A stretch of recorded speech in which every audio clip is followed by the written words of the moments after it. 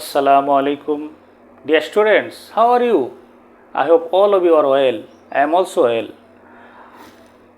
Simple থেকে compound তোমাদের কাছে কি একটু কঠিন মনে হয়? আমাদের আজকের আলোচনার শেষে দেখবে এটা আরও সহজ। সিম্পল থেকে কমপ্লেক্স আমরা যে করেছিলাম এটা থেকে এটা আরও অনেক সহজ। চলো আমরা সিম্পল থেকে কম্পাউন্ড করি। 1 নাম্বার নিয়ম, সিম্পলটি ইনফিনিটিভ যুক্ত হলে, ইনফিনিটিভ নিশ্চয়ই তোমরা বুঝো, 2 প্লাস ভার্ব 1 যুক্ত সেন্টেন্স, যুক্ত ওয়ার্ডকে ইনফিনিটিভ বলে। আচ্ছা, সেন্টেন্সটা যদি 2 প্লাস ভার্ব 1 যুক্ত হয় তখন সেটাকে কম্পাউন্ড করার জন্য 2-র পরিবর্তে এন্ড বসবে, এন্ড, আর বাকি সব ঠিক থাকবে। এক কথায় হয়ে গেল। আমরা উদাহরণের দিকে যাই।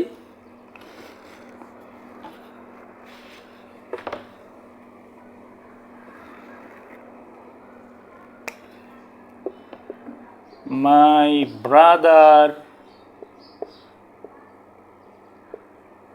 goes to a river to catch fish. This is an example of a simple sentence. This is an example of a simple sentence. এটাকে কম্পাউন্ড করার জন্য আমাদের প্রথমেই ইনফিনিটিভটা খুঁজে বের করতে হবে। ইনফিনিটিভ হচ্ছে 2 প্লাস ভার্বের প্রেজেন্ট ফর্ম। এটা না কিন্তু আবার, কারণ এটা হচ্ছে নাউন, এটা না, যে এটা ভার্ব 1 এর আগে 2 আছে, এই 2 এর জায়গায় এন্ড হবে, 2 এর জায়গায় এন্ড, 2 এর জায়গায় এন্ড, আর বাকি সব ঠিক থাকবে, বাকি সব ঠিক থাকবে। আমি আবার লিখে দিলাম, my brother goes to a river, to এর পরিবর্তে and catch fish হয়ে গেল। আশা করি নিশ্চয়ই তোমরা বুঝতে পেরেছ। একটা জিনিস মনে রাখলেই হবে, ইনফিনিটিভ যুক্ত হলে ইনফিনিটিভের জায়গায় এন্ড বসবে, আর সব অপরিবর্তিত। আচ্ছা, এখানে আরেকটা কথা আছে, আমরা আরেকটা উদাহরণ নিয়ে কথা বলি।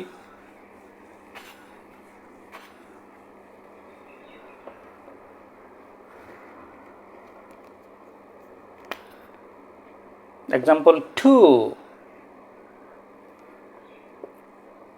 Habib went London to receive PhD. এই যে সেন্টেন্সটা দেখো, এটাও কিন্তু ইনফিনিটিভ যুক্ত, কিন্তু এখানে আগের সেন্টেন্সটার চেয়ে একটু ভিন্নতা রয়েছে। সেটা হচ্ছে কি, এই সেন্টেন্সের প্রথম ক্লোজটি পাস্ট, প্রথম অংশটি পাস্ট ইনডেফিনিট, তাহলে একটু পরিবর্তন হবে, অবশ্যই হবে। সেটা কি হবে, 2 এর পরিবর্তে আমরা এন্ড বসাবো, এবং ভার্বটা যদি পাস্ট টেন্স হয় এই ভার্বেরও পাস্ট ফর্ম বসাবো। রিসিভের পাস্ট ফর্ম হবে রিসিভড, আর বাকি সব ঠিক থাকবে, ডি, আগের অংশটাও ঠিক থাকবে। Habib went London and received PhD. আশা করি তোমরা বুঝতে পেরেছ। আমি আবারও সহজে বলছি, সংক্ষেপে বলছি, 2 থাকলে 2তে এন্ড হবে, তবে 2 এর আগের ভার্বটি ফার্স্ট টেন্স হলে এই ভার্বের ফার্স্ট ফর্ম হবে, আর যদি প্রেজেন্ট ফর্ম থাকে, ফিউচার ফর্ম থাকে, তাহলে এই পরের ভার্বের কোনো পরিবর্তন হবে না, পরের ভার্বের কোনো পরিবর্তন হবে না। ওকে, এখন আমরা 2 নম্বর নিয়ম নিয়ে কথা বলি।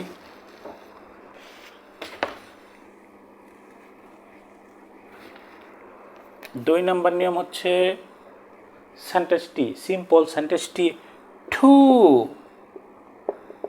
2 যুক্ত হলে, 2 টু মানে এতই যে টু অর্থ পারে না, এরকম স্ট্রাকচারে যদি সিম্পলটি থাকে টু এর পরিবর্তে ভেরি বসাবো,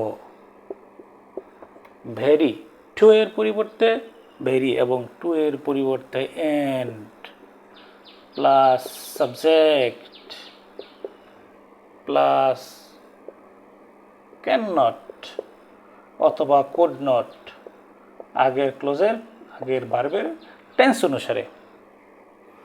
টু পরিবর্তে ভেরি এবং টু এর পরিবর্তে and plus subject plus can not অথবা কুড নট, আর বাকি অংশ অপরিবর্তিত থাকবে। যেমন আমরা একটা উদাহরণ এখানেই লিখতে পারি, রানা ওয়াজ টু স্মল টু রিয়েলাইজ ইট। সেন্টেন্সটার দিকে লক্ষ্য করো, টু ডট ডট টু যুক্ত। তাহলে আমরা কি করব, টু এর পরিবর্তে ভেরি বসাবো, টু এর পরিবর্তে ভেরি বসাবো এবং টু এর পরিবর্তে and plus subject. Rana noun ছিল, এরপর নাউন হবে হি, তারপর ভার্ব ওয়াজ অর্থাৎ পাস্ট টেন্স, সেকেন্ড হবে কুড নট, বাকি অংশ জাস্ট বসিয়ে দিব। তাহলে হলো কি, রানা ওয়াজ ভেরি, অ্যাডজেক্টিভটা জাস্ট বসে যাবে, small and he could not realize it. আশা করি তোমরা বুঝতে পেরেছ। হ্যাঁ, এখন টু টু এর ভিতর আরেকটু ভিন্ন রকম সেন্টেন্স আছে। আমি আরেকটা উদাহরণ দিই, একটু কঠিন উদাহরণ।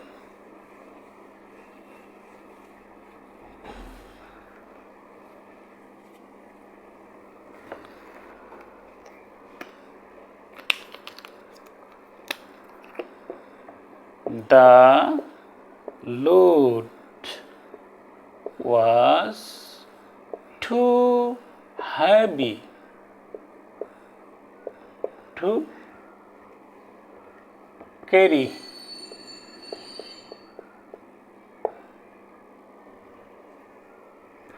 The load was too heavy to carry.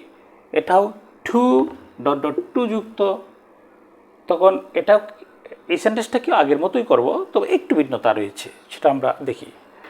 The load was, two এর পরিবর্তে ভেরি ঠিক থাকবে, হ্যাভি, টু এর পরিবর্তে এন্ড,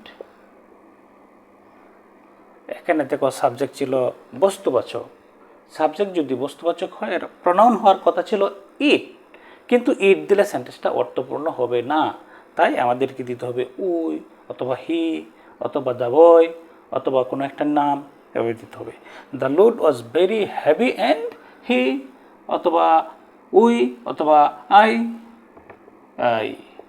তারপর টু এর পরিবর্তে ক্যান নট অথবা কুড নট। আই যেহেতু পাস্ট টেন্স আছে, could not, I could not carry, আর একটা ওয়ার্ড যোগ করতে হবে ইট, হয়ে গেল। এটা আমি আবার বলছি, সাবজেক্ট যখন টু ডট ডট টু যুক্ত সেন্টেন্সের, টু ডট ডট টু যুক্ত সিম্পল সেন্টেন্সের সাবজেক্ট যখন ব্যক্তিবাচক না হয়ে বস্তুবাচক হয়, তখন টু এর পরিবর্তে ভেরি বসবে, ঠিক আছে, টু এর পরিবর্তে এন বসবে, তাও ঠিক আছে। এরপর একটা ব্যক্তিবাচক প্রনাউন ব্যবহার করতে হবে, ব্যক্তিবাচক প্রনাউন ব্যবহার করে এরপর ক্যান নট অথবা কুড নট যাই হোক বসাতে হবে এবং শেষে একটা ইট যোগ করতে হবে, তাহলে এই সেন্টেন্সটা অর্থপূর্ণ হবে। ঠিক আছে ডিয়ার স্টুডেন্টস, এবার আমরা 3 নম্বর নিয়ম নিয়ে কথা বলি, সিম্পল থেকে কম্পাউন্ড করার।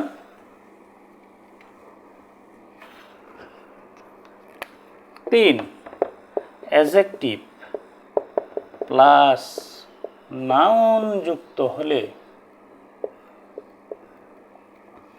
সিম্পল সেন্টেন্সটি যদি অ্যাডজেক্টিভ প্লাস নাউন যুক্ত হয়, তখন আমরা প্রথমে নাউন দিয়ে একটি ক্লজ লিখব, তারপরে এন যোগ করব যোগ করে অ্যাডজেক্টিভ দিয়ে আরেকটি ক্লোজ লিখব। ক্লোজ মানে হচ্ছে সাবজেক্ট, ক্লোজের স্ট্রাকচার হচ্ছে subject plus verb plus noun অথবা অ্যাডজেক্টিভ, এভাবে। যেমন একটা উদাহরণ দেই, Dhaka is a large city. তাহলে প্রথমে আমরা এটাকে অ্যাডজেক্টিভটা এবং নাউন আইডেন্টিফাই করে নিই যে এটা হচ্ছে অ্যাডজেক্টিভ, এটা নাউন। নাউন দিয়ে একটা ক্লোজ লিখি, Dhaka is a city, noun লিখলাম। ঢাকা ইজ এ অথবা আ সিটি, তারপর অ্যান্ড ইট ইজ। এটা ক্লোজ করতে হলে, ক্লোজ বানাতে হলে একটা সাবজেক্ট দিতে হবে। সাবজেক্ট হিসেবে আমরা ঢাকার প্রোনাউন ইট দিলাম, তারপর ইজ, ইট ইজ লার্জ। এই তো হয়ে গেল। আমরা আরেকটা উদাহরণ নিয়ে কথা বলি।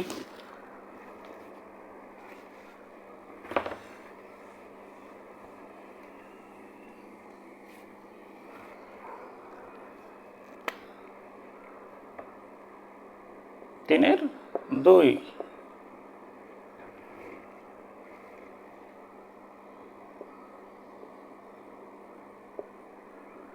Bangladesh is a small country. Subject, verb, adjective, noun. তাহলে প্রথমে আমরা সাবজেক্ট, ভার্ব, নাউন বসাবো। Bangladesh is a country, noun clause, noun দিয়ে এটা ক্লোজ লিখে ফেললাম, and it is small। যে কোনো সেন্টেন্স অ্যাডজেক্টিভ প্লাস নাউন থাকলে এভাবে আমরা করতে পারবো। আশা করি তোমরা সবাই বুঝতে পেরেছো। ওকে, এখন আমরা 4 নম্বর নিয়ম নিয়ে কথা বলি।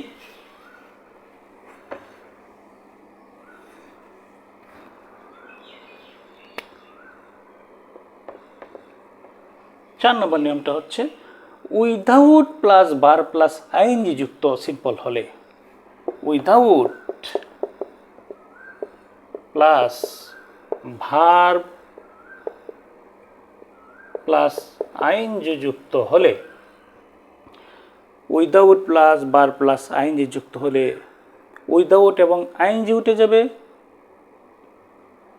উইদাউট এবং আইএনজি উঠে যাবে এবং মাঝখানে শুধু অর কনজাংশনটি ব্যবহৃত হবে। অর, এন, বাট, অর এগুলো হচ্ছে কোঅর্ডিনেট কনজাংশন, অর যোগ হবে। যেমন without learning oil, comma, you can't succeed।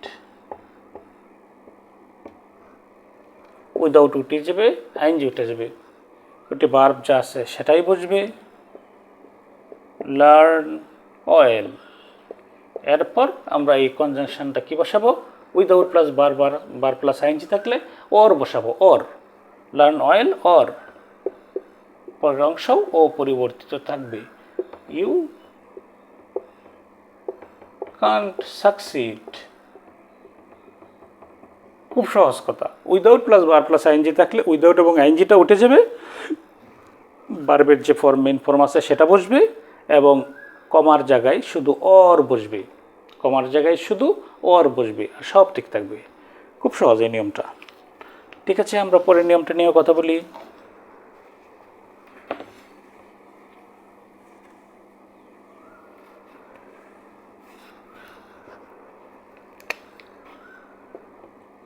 পাঁচ নম্বর নিয়ম সম্পর্ক, বাই প্লাস বার প্লাস আইএনজি থাকলে,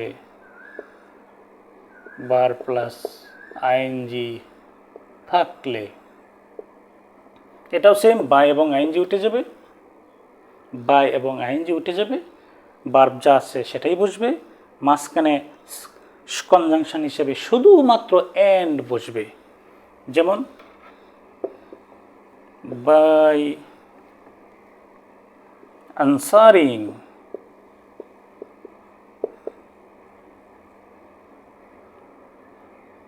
all